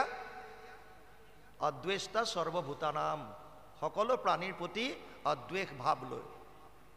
কাৰো প্ৰতি বেয়া ভাৱ নাৰাখিব, সকলোৰে প্ৰতি ভাল ভাৱ লওক। এইটোৱে ঈশ্বৰ সেৱা। সমস্তৰ প্ৰতি ভাল ভাৱ লৈ সকলোৰে উন্নতিৰ হকে যদি আমি কৰ্ম কৰিব পাৰোঁ, আপুনি কাৰোবাৰ উপকাৰ কৰিব পৰা নাই, বাদ দিয়ক, অপকাৰ নকৰিব। আপুনি কাৰো উপকাৰ কৰিব পৰা নাই, একো নাই, কিন্তু অপকাৰ নকৰিব। আপুনি কাকো সুখ দিব পৰা নাই, একো নাই, কিন্তু আপুনি কাকো দুখ নিদিব। কাৰণ সকলো বিষ্ণুৰ অংশ। এই যদি সত্যটো উপলব্ধি কৰিব পাৰোঁ, তেতিয়া আমাৰ অন্তৰ পবিত্ৰ হ'ব। সেইকাৰণে কৈছে কৃষ্ণৰ সেৱাত কেশৱ সেৱাৱে যেবে ধৌত ভৈল চিত্ত, হোৱে তেবে তাত আহি ঈশ্বৰ বিদিত। কৃষ্ণক সাক্ষাতে দেখি হোৱে মোহহীন, আপোনাক নেদেখিবে কৃষ্ণ এৰে ভিন। তাৰ পাছত কি হ'ব? যিটো প্ৰাণবন্ধু কৃষ্ণ হৃদয়তে আছে, সিটো মনেহে কৰিবে লাগে সেৱ, কৰাটোৰো নাহি হানি, এতেকতে পদ্মপানী, তুষ্ট সন্ত দেৱতাৰো দেৱ। ভগৱান তুষ্ট হ'ব, হ'লে হৃদয়তে থকা কৃষ্ণই আপোনাক জল জল পট পটকৈ দৰ্শন দিব। কেৱল মাত্ৰ মনৰ ভাৱ শুদ্ধ কৰিব লাগিব। আৰু এটা কথা, আমাক আধ্যাত্মিক জ্ঞানে তিনিটা বস্তু দিয়ে। প্ৰথমটো হৈছে ভাৱৰ শুদ্ধতা। আমি যি কৰ্ম কৰোঁ, কৰ্মটো আমাৰ ভাৱ অনুযায়ী হয়। যাৰ যেনেকুৱা ভাৱ, ই তেনেকুৱা কৰ্ম কৰে। যদি ভাৱত যদি শুদ্ধতা নাই, তেতিয়াহ'লে আপোনাৰ কৰ্মত শুদ্ধতা থাকিব নোৱাৰে, অসম্ভৱ। কৰ্মত শুদ্ধতা আনিবৰ কাৰণে ভাৱৰ শুদ্ধতা লাগিব। ভাগৱত শ্ৰৱণ কীৰ্তনে আপোনাক প্ৰথম কথা ভাৱৰ শুদ্ধতা দিব।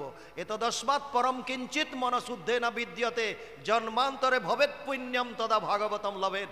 পদ্মপুৰাণ ভাগৱত মাহাত্ম্য প্ৰথম অধ্যায় 12 নম্বৰ শ্লোক ব্যাসদেৱে লিখিছে। মই প্ৰথমেই কৈছিলোঁ,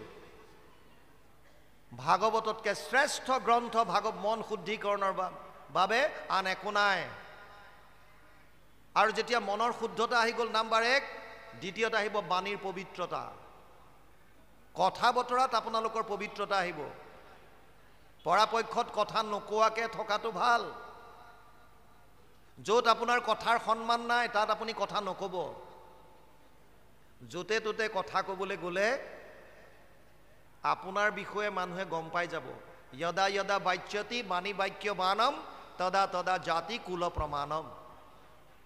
যেতিয়া আপুনি কথা কোৱা আৰম্ভ কৰিব তেতিয়া আপুনি কোন ঠাইৰ, আপোনাৰ কি জাতি, কি কুল, আপোনাৰ জ্ঞানৰ গভীৰতা কিমান, এই গোটেইবিলাক গম পাই যাব। পৰাপক্ষত কথা নোকোৱাকৈ থকাটো ভাল, কিন্তু কথা ক'ব পৰাটো এটা কলা, আৰ্ট এটা।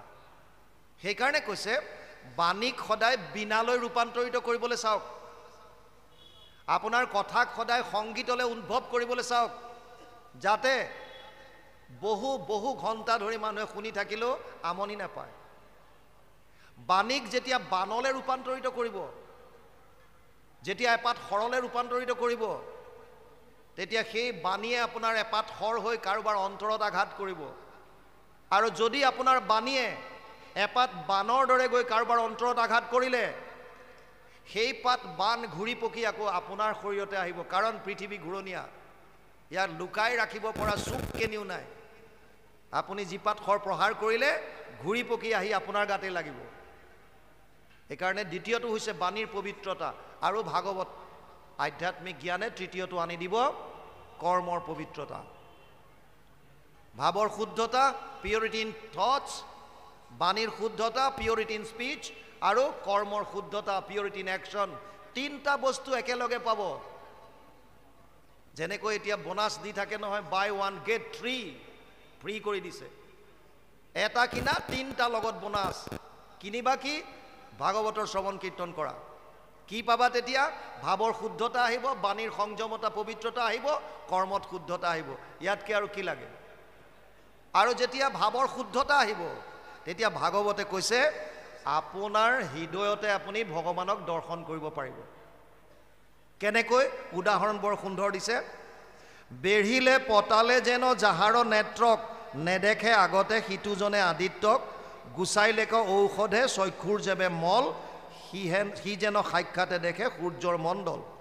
যেনেকৈ আমি চকুত যে কেটেৰেক পৰা বুলি কওঁ, চকুত কেটেৰেক পৰিলে যিসকলৰ তেনেকুৱা হৈছে তেওঁলোকে গম পায় যে আগত একো দেখা নাপায়, বেছিকৈ যদি পৰি গ'ল। কাৰণ গোটেই এটা লেয়াৰ পৰি যায়, সেইকাৰণে দেখা নাপায়।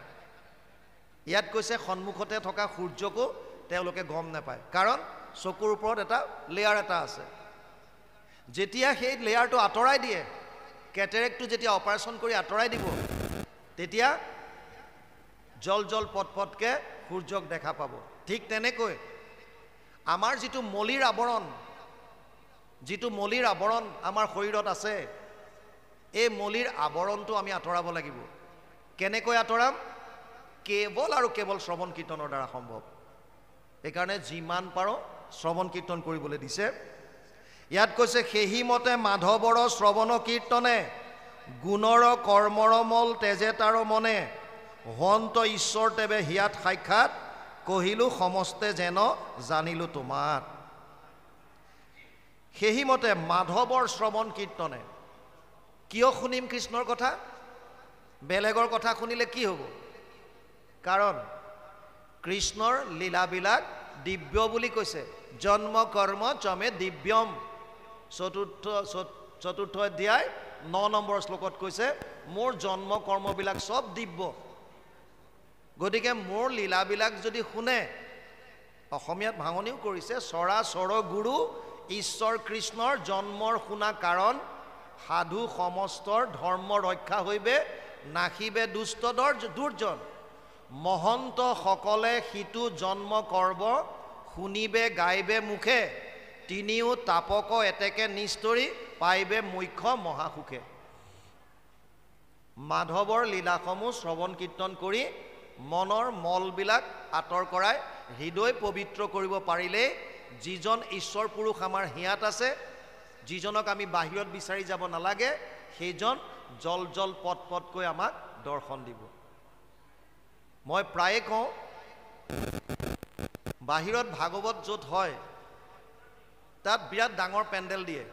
আপোনালোকে জানে মই SSBত আছিলোঁ, মই কৈছোঁৱে, এছিষ্টেণ্ট কমাণ্ডেণ্ট হিচাপে আছিলোঁ, ইঞ্জিনিয়াৰ হিচাপে। ভলণ্টিয়াৰ ৰিটায়াৰমেণ্ট ল'লোঁ 2022ত ভকতৰ লগত থাকিম বুলিয়ে। বাহিৰত আমি দেখা পাওঁ যে যেতিয়া ভাগৱতৰ কথা য'ত হয় তাত বিৰাট ডাঙৰ পেণ্ডেল দিয়ে, য'ত 50,000ৰ পৰা 1 লাখ শ্ৰোতা একেলগে বহিব পাৰে। 3 ঘণ্টাৰ মাত্ৰ কথা হয় তাত, শিডিউল 3 ঘণ্টাৰ কৰে।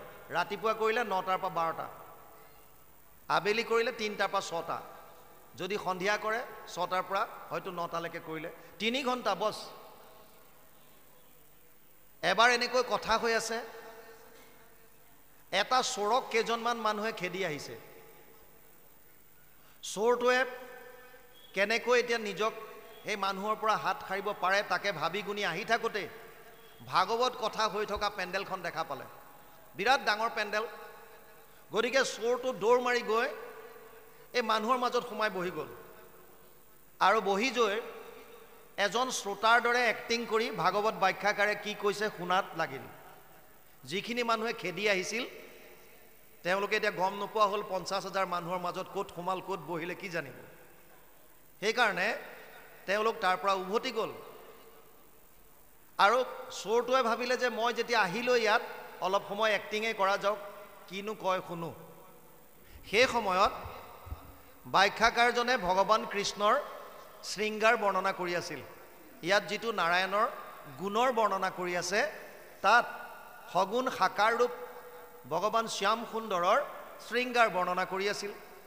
ব্যাখ্যাকাৰজনে ক'লে, শ্যাম সুন্দৰ শৰীৰটো অতি সুঠাম, বহল বক্ষস্থল, আজানুলম্বিত বাহু, আৰু তেওঁৰ চুলিখিনি কেঁকুৰা কেঁকুৰি, বৰণটো শ্যাম বৰণীয়া, অকণমান মিঠা বৰণীয়া। এই চুলিখিনি কেঁকুৰা কেঁকুৰি, শিৰত এটা সোণৰ মুকুট পৰিধান কৰে, তাৰ ওপৰত এটা ময়ূৰৰ পুচ্ছ আছে, পাখি আছে। শ্যাম সুন্দৰৰ ডিঙিত যিডাল হাৰ, এই হাৰডাল সোণৰ। ব্যাখ্যাকাৰে কৈছে শ্যাম সুন্দৰে হাতত যি বাজু পিন্ধে, এই বাজু সোণৰ। শ্যাম সুন্দৰৰ কঁকালত যিডাল কঁকালি, এইডাল সোণৰ। হালধীয়া শাৰী এখন তেওঁ পৰিধান কৰে, পীত বস্ত্ৰ, আৰু হাতত এটা বাঁহী লৈ আছে, সেইটো সোণৰ। চোৰটোৱে ভাবিছে বেটা ইমান ধনী মানুহ আছে, মই ইয়াৰ এড্ৰেছটো নাজানো, ক'ত আছে, কাৰণ তেওঁ গম নাপায় শ্যাম সুন্দৰ কোন। সেইকাৰণে একান্ত মনে শুনিছে, ভাবিছে দেখিলে যাতে চিনি পাব পাৰোঁ। সেইকাৰণে ৰূপটো একান্ত মনে শ্ৰৱণ কৰিছে, কেনেকুৱা মানুহজন। আমাৰ যেনেকৈ কাৰোবাৰ ঘৰলৈ কোনোবা আহিলে, এতিয়া মই নথকা অৱস্থাত যদি কোনোবা আহে, মোক যেতিয়া ঘৰত গৈ পোৱাৰ লগে কৈব যে তোমাক বিচাৰি আজি অমুক আহিছিল, মই সুধিম যে কি নাম। যদি নামটো ক'ব নোৱাৰে, ক'ৰ পৰা আহিছিল, বোলে অমুকৰ পৰা, কেনেকুৱা দেখিবলৈ, যে এনেকুৱা ওখ পাখ, এনেকুৱা ড্ৰেছ পিন্ধি আহিছে, দেখিবলৈ এনেকুৱা, অমুক তমুক ইত্যাদি ক'ব। মই তেতিয়া আইডিয়া কৰিম যে এইজন অমুক হ'ব লাগিব। ঠিক তেনেকৈ শ্যাম সুন্দৰ বৰ্ণনা কৰিছে, সুঠাম দেহ, বহল বক্ষস্থল, আজানুলম্বিত বাহু, পীত বস্ত্ৰ পৰিধান, সোণৰ মুকুট পৰিধান কৰিছে, এটা ময়ূৰৰ পাখি, ডিঙিত সোণৰ হাৰ, হাতত সোণৰ বাজু, কঁকালত সোণৰ কঁকালি, কাণত সোণৰ কুণ্ডল, আৰু এটা সোণৰ বাংশী লৈ থাকে। চোৰটোৱে মনে মনে ভাবিলে, বাহ, ইয়াক মই কিবা কৰি এড্ৰেছটো ল'বই লাগিব, আৰু ল'লে তেওঁৰ ঘৰতেই সিন্ধি মাৰিম। এই বুলি ভাবি 3 ঘণ্টা পূৰা একান্ত মনে শেষ হোৱালৈকে ৰৈ আছে। যেতিয়াই ভাগৱত শেষ হ'ল, ব্যাখ্যাকাৰজনৰ ওচৰত আহি দীঘল দি পৰি ক'লে, প্ৰভু আপুনি যিজন শ্যাম সুন্দৰৰ কথা কৈছিল, অকণমান ঠিকনাটো লিখি দিয়ক, মই তেখেতক কাম এটা আছে, লগ কৰিব লাগে। ব্যাখ্যাকাৰে ভাবিছে এইজনটো বিৰাট ভাবুক, ভাৱত বিভোৰ হৈ শুনিছে, এওঁতো পূৰা সোমাই গ'ল, কৃষ্ণময় হৈ গ'ল।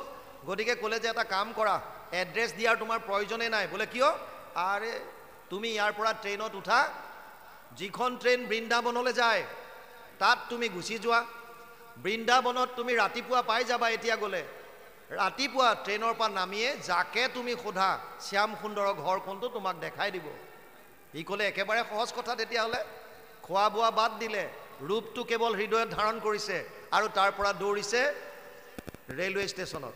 তাত গৈ এখন ট্ৰেইনত উঠিল, খোৱা বোৱা নাই, কেৱল চিন্তা শ্যাম সুন্দৰক কেনেকৈ পাওঁ আৰু বস্তুবিলাক কেনেকৈ কাঢ়িব পাৰোঁ। তাত গৈ বৃন্দাবনত নামিলে আৰু নমাৰ লগে লগে যাকে তাকে সুধিছে শ্যাম সুন্দৰ ঘৰ কোনটো।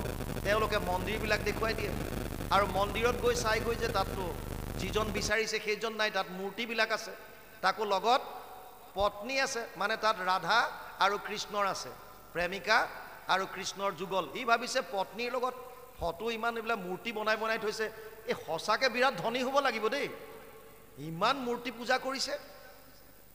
বিচাৰি ফুৰিছে, পোৱা নাই, যাকে সোধে মন্দিৰ দেখুৱাই, মন্দিৰত গৈ একেই মূৰ্তি দেখে, যুগল মূৰ্তি। শেষত যেতিয়া বেলি লহিয়াবলৈ ধৰিলে, সেই সময়ত এজন বুঢ়া মানুহ লগ পালে, তেওঁ ভাৱত বিভোৰ হৈ আছে আৰু তেওঁক ক'লে, দেউতা ৰাতিপুৱাৰ পৰা শ্যাম সুন্দৰক বিচাৰি ফুৰিছোঁ, পোৱা নাই, আপুনি কওকচোন অনুগ্ৰহ কৰি ক'ত লগ পাম।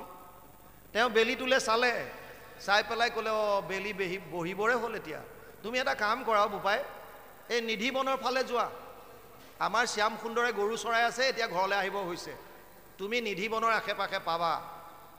চোৰটোৱে ভাবিলে ভালেই হ'ল, চোৰটোও কম নহয়, 6 ফুট 4.5 ফুট ওখ পাখ, ভাবিলে বেটাক পালে তাতে হেঁচা মাৰি ধৰিম আৰু গোটেই বস্তু কাঢ়ি ল'ব পাৰিম, জংঘলত কি কৰিব মোক, এই বুলি ভাবি নিধিবনৰ ফাললৈ গ'ল। আৰু তাত গৈ বিভিন্ন গৰখীয়াক দেখা পাইছে, কিন্তু যিটো ৰূপ ধাৰণ কৰিছিল শ্ৰৱণ কৰি, সেইজন শ্যাম সুন্দৰক দেখা নাই। সেই শ্যাম বৰণীয়া, মিঠা বৰণীয়া, ওখ পাখ, বহল বক্ষস্থল, আজানুলম্বিত, সেইজন শ্যাম সুন্দৰক দেখা পোৱা নাই। যেতিয়া সন্ধিয়া হ'বৰ হৈ গ'ল, দেখা পোৱা নাই, ই ভাবিছে কি হ'ল, কোনফালে গ'ল গৰু চৰাই, আৰু জোৰত জোৰত চিঞৰিবলৈ ধৰিলে, হে শ্যাম সুন্দৰ, হে শ্যাম সুন্দৰ। ভগৱানে অৰ্জুনক গীতাত কৈছে যে যথা মাম প্ৰপদ্যন্তে তাম তথৈব ভজাম্যহম। 4ৰ্থ অধ্যায় 11 নম্বৰ শ্লোক, হে অৰ্জুন, মোক যোনে যেনেকৈ ভজন কৰে মই তাক তেনেকৈ ভজন কৰোঁ, যোনে যেনেকৈ বিচাৰে মই তাক তেনেকৈ দিওঁ। সেইকাৰণে চোৰটোৰ ওচৰত যিটো ৰূপ চোৰটোৱে হৃদয়ত ধাৰণ কৰিছিল, সেই ৰূপত আহি দৰ্শন দিলে। ডাঙৰ ঘটনা হৈ গ'ল। এতিয়া ভগৱানক দৰ্শন পোৱাৰ লগে লগে চোৰৰ মনৰ অন্ধকাৰ নাইকিয়া হৈ গ'ল, সূৰ্যবৃত্তি নাইকিয়া হৈ গ'ল। যেতিয়া আপুনি এটা অন্ধকাৰ কোঠাত সোমাই পেলাই ছুইচটো অন কৰে লাইটৰ, তেতিয়া কি হয়, তাত আন্ধাৰ থাকে নাই? নাথাকে, পোহৰ হৈ যায়। তেনেকৈ ভগৱান সদায় জ্ঞানৰ মূৰ্তি বুলি কৈছে, পোহৰ বুলি কৈছে। প্ৰভু ভগৱন্তক দেখা পোৱাৰ লগে লগেই তেওঁৰ অন্ধকাৰ আত্মা, অন্ধকাৰ যিখন হৃদয়, পোহৰ হৈ গ'ল। তেওঁ বুজি পালে, ভক্তি বস্তু জাগ্ৰত হৈ গ'ল, সূৰ্যবৃত্তি নাইকিয়া হৈ গ'ল। তেওঁ গম পালে, আৰে মই কাক বিচাৰি আহি আছিলোঁ, মই কি বুলি ভাবি আছিলোঁ। ভগৱানে ক'লে, কিয় ইমানকৈ বিচাৰিছা, কোৱা কি লাগে তোমাক? ই ক'লে, প্ৰভু মোৰ ভুল হৈ গৈছিল, মই গম পোৱা নাছিলোঁ তুমি কোন। মই ভাবিছিলোঁ তুমি এজন ধনী মানী ব্যক্তি, ইমানবিলাক সোণৰ বস্তু পৰিধান কৰিছা। বোলে মই বুজি পাইছোঁ, কি লাগে তোমাক? বোলে মোক একো নালাগে। আৰে মোৰ দৰ্শন অথলে নাযায়, বৃথা নোহে মোৰ দৰ্শন। তোমাক এইবিলাক লাগে ন? চব খুলিলে, কাকপুৰত টোপোলা বান্ধিলে, ক'লে লোৱা। ভগৱানে, তেওঁ চোৰটোৱে ক'লে যে প্ৰভু, মই পৃথিৱীত এনেকুৱা এজন দ্বিতীয় ব্যক্তি দেখা নাই যাৰ শৰীৰত এই আভৰণ বা অলংকাৰে শোভা পাব, এনেকুৱা কোনো ব্যক্তি মই দেখা নাই, গতিকে মোক এয়া নালাগে। ভগৱানে ক'লে, তেতিয়া কি লাগে তোমাক?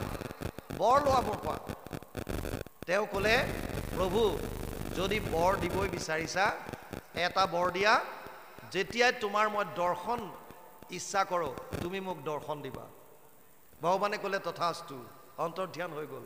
চোৰটোৱে তেতিয়াও খোৱা বোৱাৰ কথা চিন্তা কৰা নাই, তাৰ পৰা দৌৰিছে ক'লৈ? য'ত ব্যাখ্যা হৈ আছিল,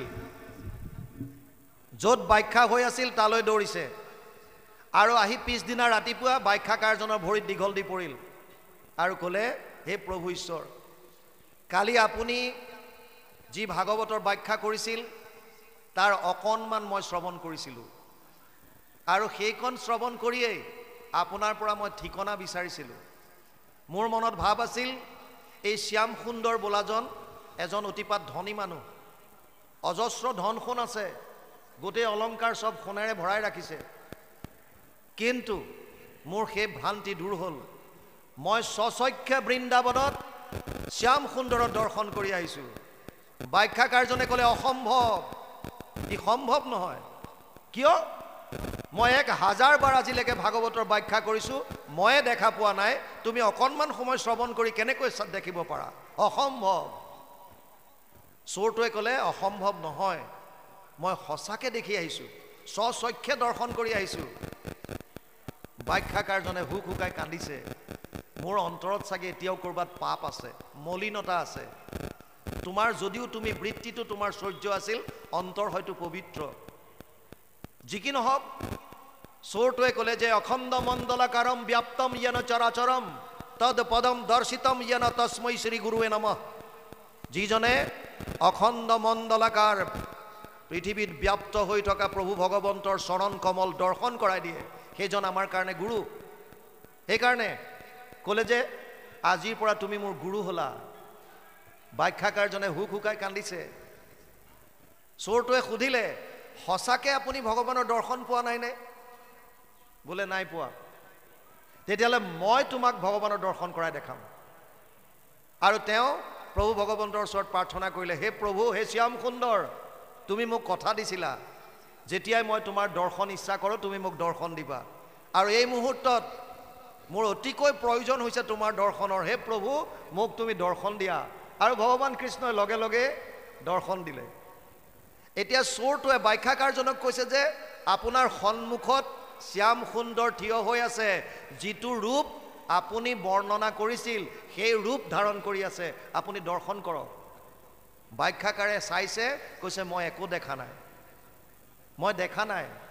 যেতিয়ালৈকে আমাৰ হৃদয়ত তিল মানুহ মলিনতা থাকিব, তেতিয়ালৈকে আমি ঈশ্বৰৰ দৰ্শন নাপাওঁ। চোৰটোৱে প্ৰভু ভগৱন্তক প্ৰাৰ্থনা কৰিলে, হে প্ৰভু, এইজন গুৰুৰ কৃপাত মই সূৰ্যবৃত্তিৰ পৰা ৰেহাই পালোঁ, তোমাৰ দৰ্শন পালোঁ। আৰু মোৰ গুৰুজনাই যদি তোমাক দৰ্শন কৰিব নোৱাৰে, মোৰ জীৱনটো অথলে যাব, প্ৰভু কৃপা কৰা। আৰু ভগৱানে ক'লে, তুমি তোমাৰ গুৰুৰ শৰীৰত হাতেৰে স্পৰ্শ কৰি দিয়া। 3টা বস্তুৰে আমাৰ শক্তি বাহিৰ হয়। এটা হৈছে চকুৰ দ্বাৰা, এটা হৈছে হাতৰ দ্বাৰা, আৰু এটা হৈছে ভৰিৰ। চকুৰ দ্বাৰা কেনেকৈ? গান্ধাৰীয়ে পিতেক দুৰ্যোধনক কৈছিল, তই উলংগ হৈ মোৰ ওচৰলৈ আহিবি, মই চকুৰ পৰা কাপোৰ মোকলাই দিম, আৰু তোৰ শৰীৰত এটা দৃষ্টি মই নিক্ষেপ কৰিম, মোৰ দৃষ্টিত তোৰ সৰ্ব শৰীৰ বজ্ৰময় হৈ যাব। ভীমে তোক তেতিয়া বধ কৰিব নোৱাৰে। আৰু দুৰ্যোধন উলংগ হৈ মাতৃ গান্ধাৰীৰ ওচৰলৈ আহিছিল, কিন্তু বাটত আশ্ৰয়দাতাই পাই গ'ল, পাণ্ডৱৰ আশ্ৰয়দাতা কৃষ্ণই ক'লে, আৰে এইবিলাক দাদা কি কৰিছা? উলংগ হৈ আহিছে যে? বোলে মাতৃয়ে আদেশ কৰিছে এনেকৈ যাবলৈ। আৰে মাতৃয়ে আদেশ কৰিছে বুলি তুমি উলংগ হৈ যাবা? মাতৃৰ দৃষ্টিত নিজৰ সন্তান সদায় সৰু, কিন্তু তুমিতো এজন যুৱৰাজ, অকণমানতো লাজ কাজ ৰাখা, অকণমান লোক ঢাক কৰা। আৰু তেতিয়া তেওঁ পাতৰ দ্বাৰা এই উৰুৰ অংশ ঢাকি গ'ল। যেতিয়া গান্ধাৰীয়ে দৃষ্টি খুলিলে, কাপোৰখন আঁতৰাই দিলে, এই দৃষ্টি যেতিয়া পৰিল দুৰ্যোধনৰ শৰীৰত, সৰ্ব শৰীৰ বজ্ৰময় হ'ল, কিন্তু উৰুৰ পৰ্যন্ত নহ'ল। কিয়? ইয়াত আঁৰ কৰি ৰাখিছিল, যিটোৰ কাৰণে ভীমে উৰু ভংগ কৰিবলৈ সুবিধা পালে। তাৰ মানে চকুৰ দ্বাৰা আমাৰ শক্তি বাহিৰ হয়। দ্বিতীয়টো হৈছে হাতৰ দ্বাৰা। আপোনালোকে লক্ষ্য কৰে, সৰু ল'ৰা ছোৱালীয়ে ডাঙৰক যেতিয়া সেৱা কৰে, তেওঁলোকে মূৰত হাত দিয়ে। কিয়? ইয়াৰ পৰা এটা শক্তি তৰংগ এটা বাহিৰ হয়, যাতে তেওঁলোকৰ কৃপা হয়। আৰু যেতিয়া আমি বেলেগৰ চৰণ স্পৰ্শ কৰোঁ, জ্যেষ্ঠজনৰ শ্ৰেষ্ঠজনৰ চৰণ স্পৰ্শ কৰিবলৈ দিছে।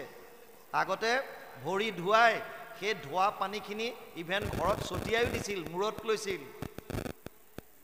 এটা ভাৱ আছিল, বিশ্বাস আছিল, তৰংগ বাহিৰ হয়। আৰু এইটো একে সত্য কথা।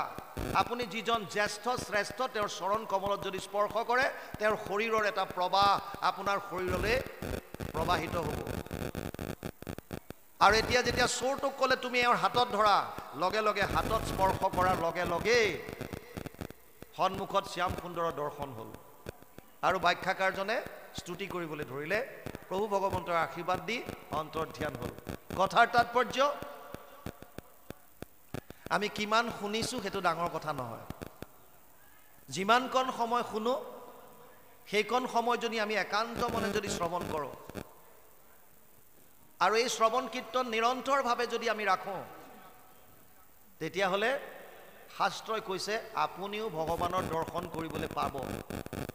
বাহ্যিকভাৱে বাহিৰত নেপালেও হৃদয়তে ভগৱান কৃষ্ণই আপোনাক দৰ্শন দিব।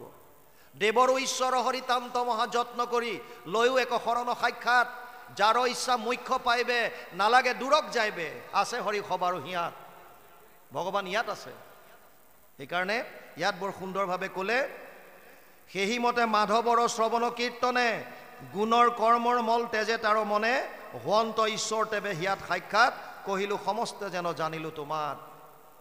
প্ৰবুদ্ধই ইয়াতে নাৰায়ণ তত্ত্ব সামৰিলে। আমি এতিয়ালৈকে পালোঁ নাৰায়ণ তত্ত্ব কোন? যিজনে সৃষ্টি স্থিতি প্ৰলয় কৰে, যিজনে আমাৰ মনৰ চাৰিটা অৱস্থাত জাগ্ৰত, স্বপ্ন, গভীৰ নিদ্ৰা আৰু সমাধিত থাকে, যিজনে আমাক সচেতন কৰি ৰাখিছে, যিজন সমস্ত প্ৰাণীৰ শৰীৰত বিৰাজমান হৈ আছে, যিজন যত দেখা যত শুনা ভূত ভৱিষ্যত স্থাৱৰ জংগময়িটো সমস্তে জগত, কৃষ্ণ ব্যতিৰেকে একো বস্তু নাহি জানা, সমস্ত জগত কৃষ্ণ হেন মনে মানা। সেইজন নাৰায়ণৰ বৰ্ণনা দিলে। ইয়াৰ পাছতে প্ৰবুদ্ধই সামৰিছে। ইয়াৰ পাছত নিমিয়ে পুনৰ প্ৰশ্ন আগবঢ়াই দিছে। পুনৰভি পুচন্ত নিপতি যোৰহাট, কৈও কৰ্ম যোগ সিদ্ধ সমস্ত আমাৰ। দ্বিতীয় এতিয়া আহিছে পিছৰ প্ৰশ্নটো।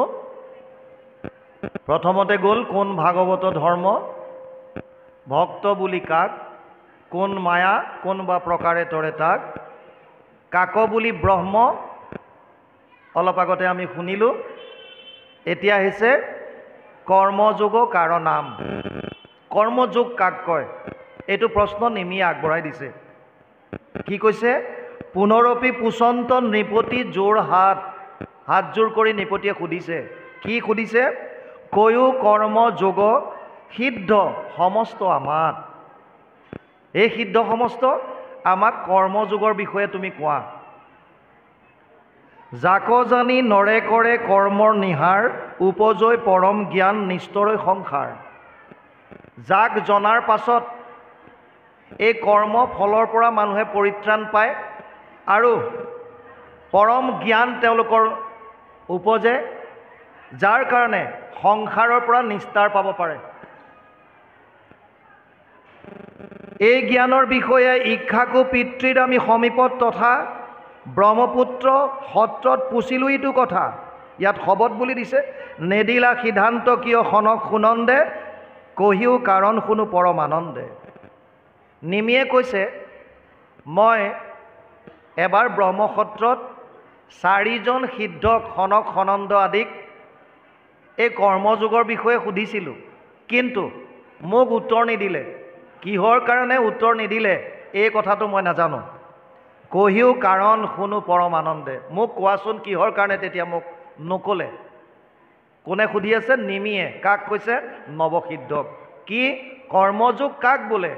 যাৰ বিষয়ে মই এবাৰ সৰুতে থাকোঁতে পিতৃক ওচৰত অহা এই 4 সিদ্ধক প্ৰশ্ন কৰিছিলোঁ, কিন্তু তেওঁলোকে মোক উত্তৰ নিদিলে।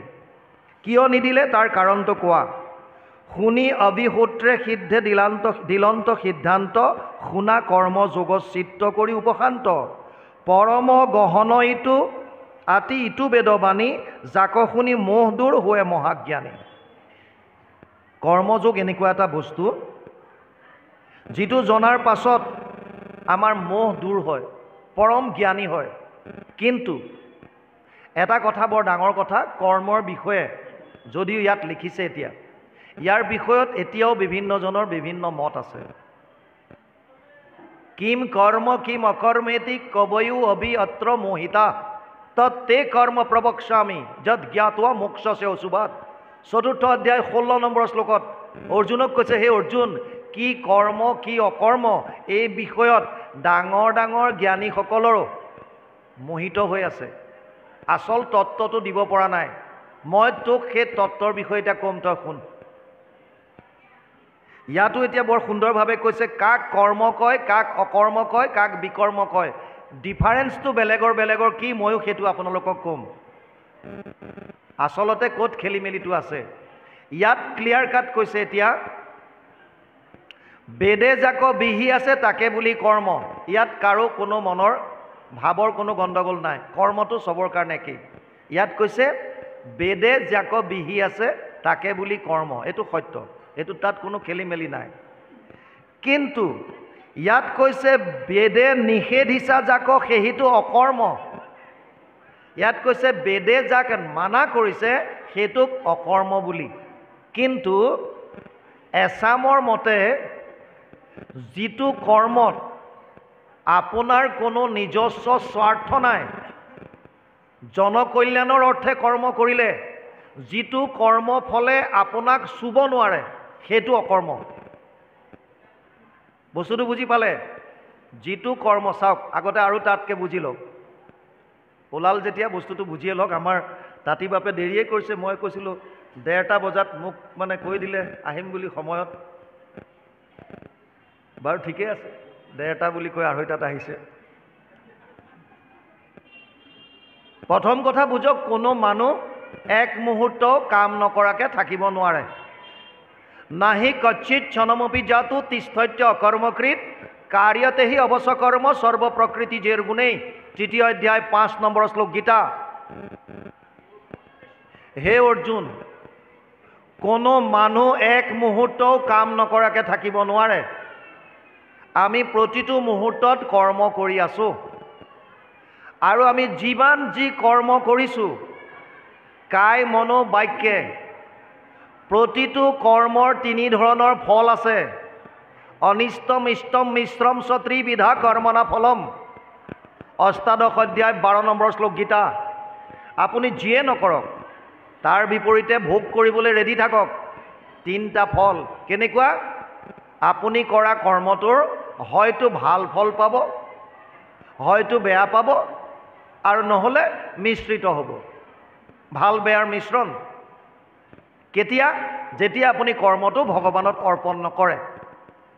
যদি আপোনাৰ কৰ্মটো ভগৱানৰ চৰণত অৰ্পণ কৰি দিলে, যদ কৰচি যদ অশ্নচি যদ জুহচি দদাচি যদ তপস্যুচি কৌন্তেয় তৎকুৰুস্ব মদৰ্পণম। 9ম অধ্যায় 27 নম্বৰ শ্লোক গীতা। হে অৰ্জুন, তই যি কৰিছ, যি খাইছ, যি তপ কৰিছ, যি দান কৰিছ, চব মোত অৰ্পণ কৰি দে। যদি এইটো কৰি দিব পাৰিলে তেতিয়া কৰ্মফলে চুব নোৱাৰে। এতিয়া ঘটনা হ'ল, যিখিনি কৰ্মৰ বান্ধন আছে, মানে আমি সকাম কৰ্ম যিমানবিলাক কৰোঁ শাস্ত্ৰৰ সন্মত, কিন্তু ভাৱত সকাম ভাৱ আছে, সেইবিলাক কৰ্মৰ বন্ধন আছে, সেইবিলাক ফল আমি ভোগ কৰিব লাগে, তাক কৰ্ম বুলি কৈছে। ভাগৱতৰ মতেই যাওঁ এতিয়া। ভাগৱতে কৈছে যাক নিষেধ কৰিছে সেইবিলাক অকৰ্ম, যিবিলাক কৰ্ম কৰিবলৈ বাধা দিছে সেইবিলাক হৈছে অকৰ্ম। আৰু ইয়াত কৈছে বিহিত নাচৰি হয় বিকৰ্ম পাতেক, বিকৰ্ম অকৰ্ম কৰ্ম জানিবা প্ৰত্যেক। যিবিলাক কৰ্ম কৰিবলৈ দিছে, বিহিত কৰিছে, সেইবিলাক আচৰণ নকৰাকৈ থাকিলে এইটো হয় বিকৰ্ম পাতেক বুলি কৈছে। তাৰ মানে আল্টিমেটলি নিষিদ্ধ কৰ্মখিনিও বিকৰ্মই হ'ল। যিবিলাক কৰ্ম কৰিবলৈ হাক দিছে আৰু যিবিলাক কৰিবলৈ কৈছে সেইবিলাক নকৰাটো, সেইটো বিকৰ্ম হ'ল। ইয়াত সেইকাৰণে বৰ সুন্দৰভাৱে ক'লে বিকৰ্ম অকৰ্ম কৰ্ম জানিবা প্ৰত্যেক। তাৰমানে কৰ্ম অকৰ্ম বিকৰ্মৰ 3টা কনচেপ্ট দিছে। প্ৰথম কৈছে বেদে যাক বিহি আছে, মানে শাস্ত্ৰত আমাক যাক বিধি বুলি দিছে, কৰিব লাগে বুলি দিছে, সেইখিনি কৰ্ম। যিবিলাক বাধা কৰিছে এইবিলাক অকৰ্ম, আৰু যিবিলাক কৰিবলৈ দিছে সেইবিলাক বিহিতখিনি নাচৰি বেলেগ কৰাটোকে হৈছে বিকৰ্ম। বিকৰ্মৰ পৰা পাপ হ'ব, পাতক। কিন্তু গীতাৰ মতে যদি যায় অকণমান ডিফাৰেঞ্চ এটা আছে। কৰ্ম সেইবিলাক যিবিলাক আমি সকামভাৱে শাস্ত্ৰৰ সন্মত কৰোঁ, যাৰ ফল আমি ভোগ কৰিব লাগে, অকৰ্ম সেইবিলাক বুলি কৈছে যিবিলাক আপুনি দহৰ হিতৰ কাৰণে কৰিলে, ভগৱানৰ চৰণত সমৰ্পণ কৰি নিজৰ কোনো তাত স্বাৰ্থ নাই, যিটো কৰ্ম ফলে আপোনাক চুব নোৱাৰে আপোনাৰ কাৰণে সেইটো অকৰ্ম বুলি কৈছে। আৰু বিকৰ্ম যিবিলাক নিষিদ্ধ কৰ্ম এইবিলাকেই হৈছে বিকৰ্ম। বুজি পালে? গতিকে এই তিনিটাৰ কথা ইয়াত কৈছে।